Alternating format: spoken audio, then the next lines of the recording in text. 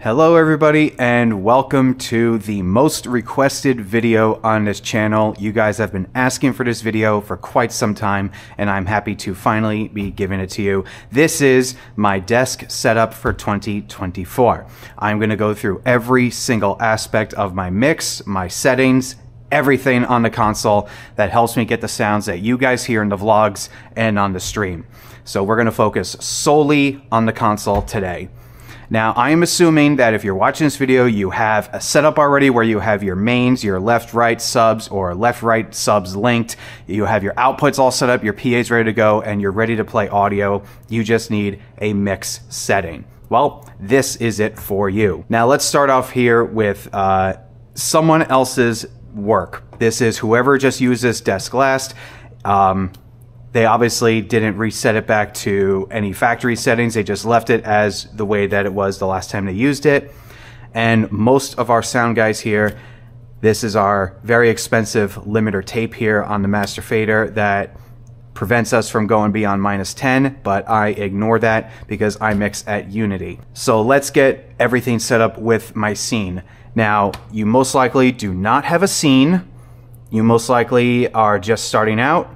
So let's load my scene right here. And as you can see, everything is nice and clean the way it should be. Let's start from the main individual channels and then I'll get to monitors and the main output effects and whatnot.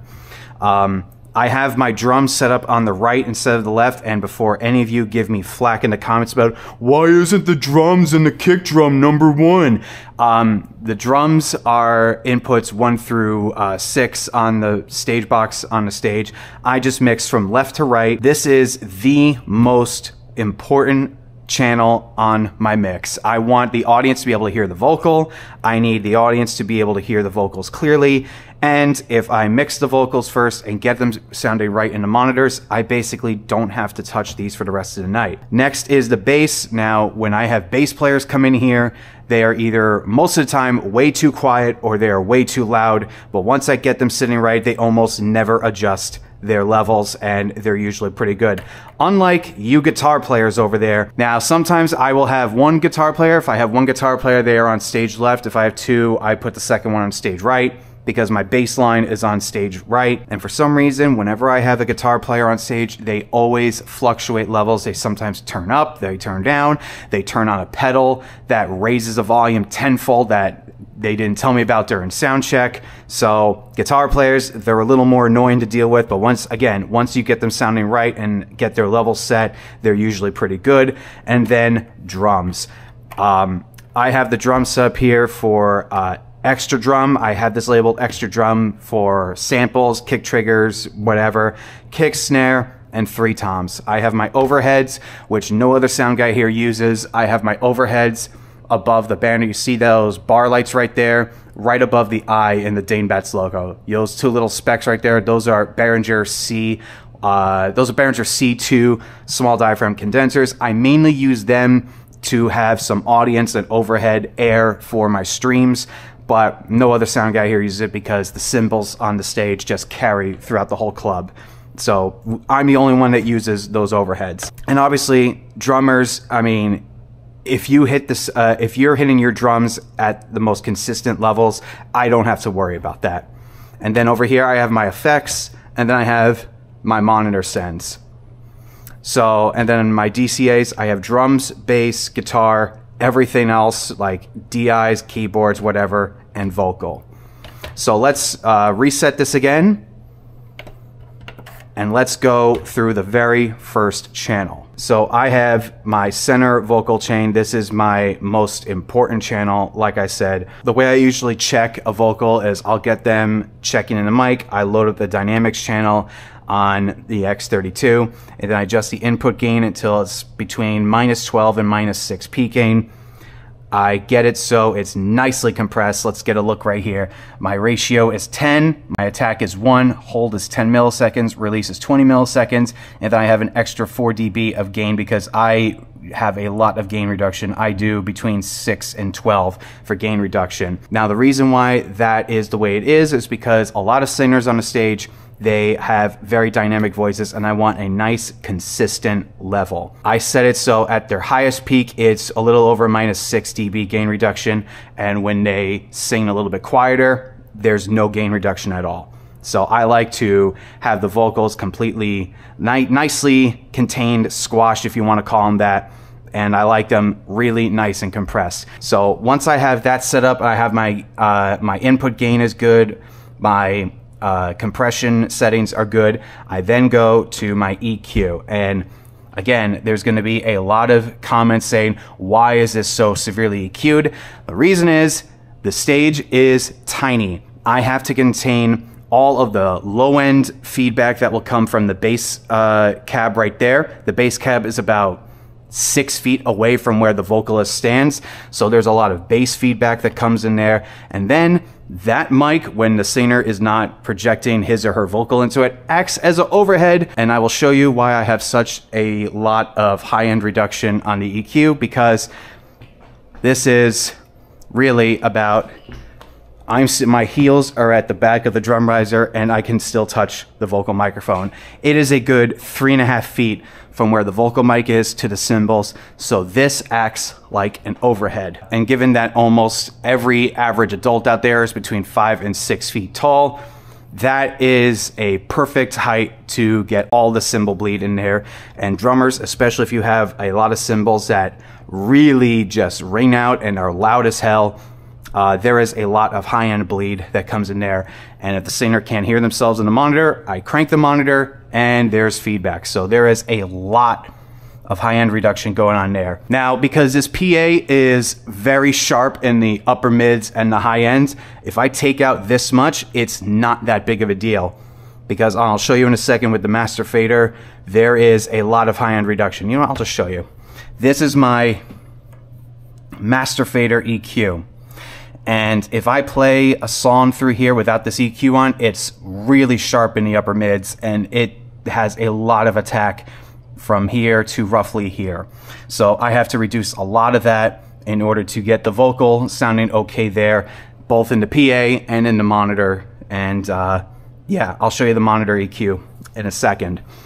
So once I have this EQ set up, that is my vocal chain. Now let's go to effects. This right here is, I just labeled a vocal boost.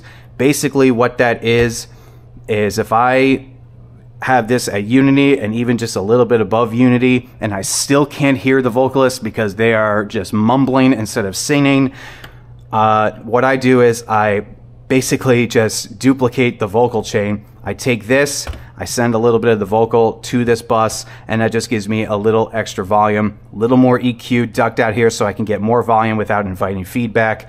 And I have a brick wall limiter here, basically. I am literally limiting this chain, so there's no more extra volume. I just have a little bit of oomph in the volume. So that's what this effect is. This is my drum reverb. I'll get to that in a second. And the other two effects I have on my board are delay, which if we go to the effects, it is a basic stereo delay, and as you can see here, I have a little bit, just under half a second for the time. Mix is full because I have this on its own bus. I have the low cut at 132, high cut is 2.4K, and here is the rest of my settings for the stereo delay. And this is just a very basic stereo delay. I have it set up so that if the singer has like emphasizing on a specific lyric, I'll just crank it here just to get a little bit of, you know, oomph with the delay. You hear it all the time in my mixes, and it just adds a nice effect. And over here is the reverb that I put a lot of things to. I just label it verb, and the settings are, I have another stereo delay on the X32, except my time is 180 milliseconds. My mode is ST, and yeah, it's basically a little bit of the same thing as the delay here. I just have the timing difference much lower than the stereo delay effect. So for the reverb, I put the vocal through there. I also put guitars and keyboards through there. If the keyboard is sounding really dry, I'll put keyboards through there. And for a solo, like if I have a guitar player going here and they're cranking a solo, I will just crank the guitar through here and it'll have a nice, you know, reverb effect to really like make the guitar solo the forefront of the whole mix. So those are my effects. And for drums, I have a plate reverb, and here are my settings: pre-delay 10 milliseconds, decay 1.3 seconds, size 60, dampening 6K50, diffuse 30, level 2, low cut 60, high cut 7.2, bass multi 1.09, crossover 211.4, mod depth 20, and mod speed 20. These are my settings for drum reverb, and again, it's just a basic plate reverb that not a lot of the drums are going to it. I like the Canon sounding toms, so I have the snare just a little bit lower than the toms, so that when they hit the toms, it's a nice booming effect. So those are my effects. These are the only 4 effects, really technically 3. These are the only effects that I use on my mix, and really that's all you need. So let's get over back to the individual channels. We took care of vocals. I showed you my vocal. Now let's show you my bass. So again, when I get a band checking, select it. I look at the input level on here, adjust it. I like to get this between -18 and -12 for basically all of my individual inputs. Ratio is 7, attack 15, hold 10, release 211, and I have no makeup gain.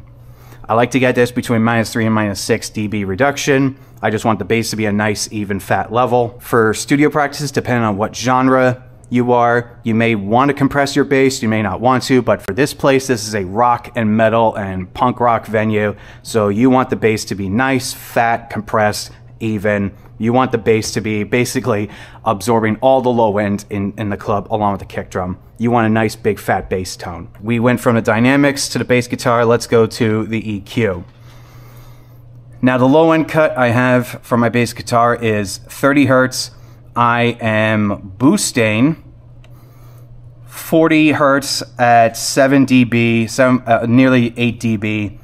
I just want the low end to just hit through everything because I'm a bass guitar dominant type of guy. I don't want the kick drum to be the dominant low end instrument. I want the bass to be the dominant low end.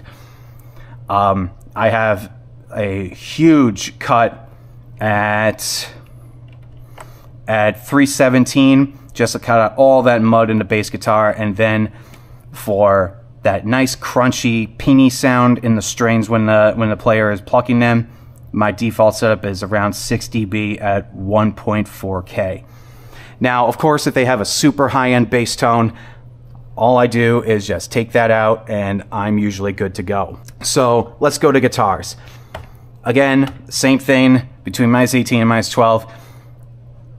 Compression is 3, attack 10, hold is 10, release is 151, and the only reason why I have a compressor on my guitar is to control the low end, and I only reduce just on that first line right there of gain reduction. It's about 1.5 dB of gain reduction, and that is just for when the guitar player is playing the dun dun dun dun low end chunks. I just control the low end with that. Normally when I ask them to just play some basic chords and riffs, I don't compress it at all. It's only for when they play the low end chunky chords is when the compressor is activated. Other than that, I don't compress my guitars because they are super distorted already. They're already compressed from the amps. You don't need more compression on them. You just need to control the low end. So let's go to my EQ for guitars. I have a very aggressive high pass filter. I have it set to 140 because I want all of that to be reserved for the bass. So I have a aggressive high pass filter at 140. I have another dip at 248 at 5.5 dB. I have another boxiness reduction at 5.25 dB at 677. And then I have my, what I call the pain frequency, 2.69 at reducing at 3.25. And again, this varies from guitar to guitar. Depending on how I mic up the cab, it varies from show to show, but this is a very good starting point. Same thing with this one. I mean, they look a little bit different, but they're relatively exactly the same. That is my guitar, and like I said, I will sometimes send a solo to the reverb channel if I feel like it needs it. But most of the time, if I am mixing a band and a solo is going, I just raise up a little bit just so the solo can cut through the rest of the mix. These are my DI inputs. I'll usually have these for backing tracks or whatever other input bands need. It's I just have a high pass filter at 45 hertz, and I keep this clean because I usually don't know what they have in there. Sometimes they have backing tracks that are really aggressive in the high end, and I just adjust from there. Again, with the dynamics, I usually don't have a compression on this. It depends on what is being sent to me, but these are my two DI reserves. And again, 18 to 12 for input level. Now let's go to the drums. This is my spare drum track. This is usually reserved for a kick trigger or whatever sample, like usually an 808 that the drummer will control. I have this channel reserved just for the drummer. And okay, so this was from an 808 that was from a previous show, and I just didn't reset this EQ, but usually I have this pretty blank. Again, -12 to -12 and -18 between there for my input level. Now let's go to the actual drums on the stage. These are preset for my house drum kit because most of the time this is what we're working with. If we have a touring band come in, I will adjust the EQ and compression as is, because usually when touring bands come in here, they have their own drum set, they have their own tuning settings, and they have their own heads, blah, blah, blah, blah. So all of this is subjective when I have a touring band come in. Just want to make that obvious here. These aren't my settings where I just don't adjust it. I adjust it if need be. But for the most part, for my house cabs and my house equipment, this is usually 80 to 85% of the way there. So anyway, for my kick drum, I have a ratio of 5, attack 25, hold 25.1, release 30, and I adjust the compressor so it is at -6 dB roughly. Again, with my input gain between -12 and -6. Here's my kick drum EQ, and you're gonna see this whopper right here. I want clickiness in my kick drum. The microphone that we have by default in there is usually not a good microphone as far as getting the snappiness. If I have my Audix D6 in the kick drum, I usually don't need this much gain in the upper frequencies, but I want the snappiness of the kick to cut through almost everything else. And for the most part, this usually takes care of that. I have a little bit of a boost at 5.75 at 74 just to get that extra gut punching oomph from the kick. I take out almost all of the lower and mids because I want the snappiness and I want the oomph. I don't really care about a lot of stuff right there. That is my kick drum. Let's move on to the snare. My snare compressor ratio is 7, attack 25, hold 20, release 30, and my EQ, I have a high pass filter at around 110. I am boosting a little bit around 200 just to get a little more fatness from it, taking out a huge scoop in the mids, and a little more snappiness at 3.43 at around 7 dB. Again, I just want the snare drum to cut through everything else, and the kick and snare for most rock and metal bands are two of the most important channels in the whole mix. So I want my kick and snare to be really the most dominant channels on my mix. So I have another effect that I put on the kick and snare, and that is this wave designer. This is basically a transient exciter on the X32. I have my kick and snare going here at 20%, sustain is 10%, and sustain is 20% on the snare drum. And this just gives me a little more excitement and oomph with each kick and snare hit. Let's go to the toms. Let's start with the left rack tom. It's the smaller of the two rack toms. I have a high pass filter at 68. I have a little bit taken out near the snare, sweet spot for the fatness around 160 hertz roughly, taking out just a little bit there.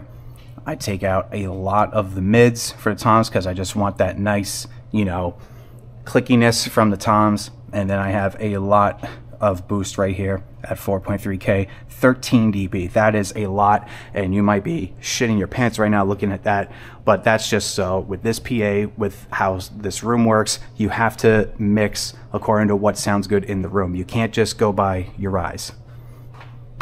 Let's go to the middle rack tom, and it's roughly exactly the same. And then let's go to the floor tom. Again, almost roughly identical. Now let's go to all of my secondary tracks here. These are all blanks. I have these keys A, keys B, trombone, wind, acoustic guitar. I had a ska band come in here, and I had these labeled to accompany the ska band, and I just never changed them. But these are spares. I almost never ever use these unless I have a band that has like 2 keyboard players, 3 guitar players, and then I just go according to that. But these are all usually blank. They have no EQ or compressor settings on these, and I just use these as spares. Now, let's go to 29 and 30. This stereo channel is the house computer. This is where I play my house music, and obviously I don't need any EQ because I do all my EQing for house music on the master fader. Now when you're tuning a system, you want to play a song to get your PA sounding right, that you know every inch of that song. For me, it's usually a Rammstein song or a Clutch song that I use to tune PAs because they have really great full mixes and I really like them. For the most part, I will also use a Steely Dan song, Jack of Speed specifically, that song. They just have really wonderful sounding mixes, and I adjust this accordingly to where the mix sounds nice and full from the PA, and then I leave it at that, and then I mix according to what the master fader is. But let's go to my final 2 channels here. These are my overheads. I have my compressor settings as a brick wall limiter. I want that nice, you know, swatched limiter overhead sound. I have this so the overheads are between -18 and -12, and I have it so it's between -3 and -6 dB whenever the drummer hits the snare. If it's compressing anything that isn't a snare drum hit, I turn down the input gain until that goes away. I only want to compress it when the drummer is hitting the snare drum. And let's go to the EQ. I high pass everything from about 330, and I have just a couple more cuts here because the Behringer C2s are pretty aggressive in the high end.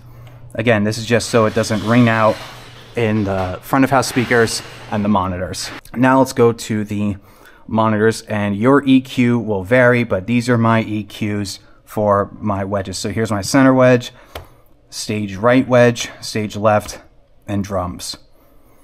Again, this will vary from venue to venue. You just need to do what's best for you. Unfortunately, this stage, with the way it's shaped, there's almost zero soundproofing or sound reduction material on that stage. I have a couple panels on the wall here, and that thick curtain helps a little bit, but that stage is very small. It is very loud, and when a drummer is hitting his or her cymbals on there, those cymbals just carry over everything else. That's why we don't have overheads. So we need to control the feedback in the monitors, because when the cymbals are going on and the guitars are blasting, those front vocal mics are basically, you know, stage overheads. So the feedback comes from the guitar, the feedback comes from the cymbals, and if the singer has a more high-pitched voice, that's a sound guy's nightmare on that. So I EQ pretty aggressively on both the dual graphic EQ on the X32 and additional EQ on the equalizer here for each drum channel, just to control all of that high end on there. But that is about it, guys. That is my mix settings for 2024. I will not post a file of this in the description because my settings work for me and they work for this venue. They most likely will not work for you in your venue, wherever it is that you're mixing. So if you want to copy my settings down and take it from there, go for it. But chances are, if you are just getting started in live sound, there is a very good possibility that your chief sound guy has a preset saved up there that works for them and works good for the venue. Just take their preset and go from there and adjust. because this preset that I have here is based on our chief sound guy's setup. And when I first started here, he showed me his preset. I got used to it, I got comfortable, and then I started adjusting little by little here and there to where I got today. So this works for me. I hope it works good for you too, and I hope you learned something. Take care, guys. Have a good one. Peace.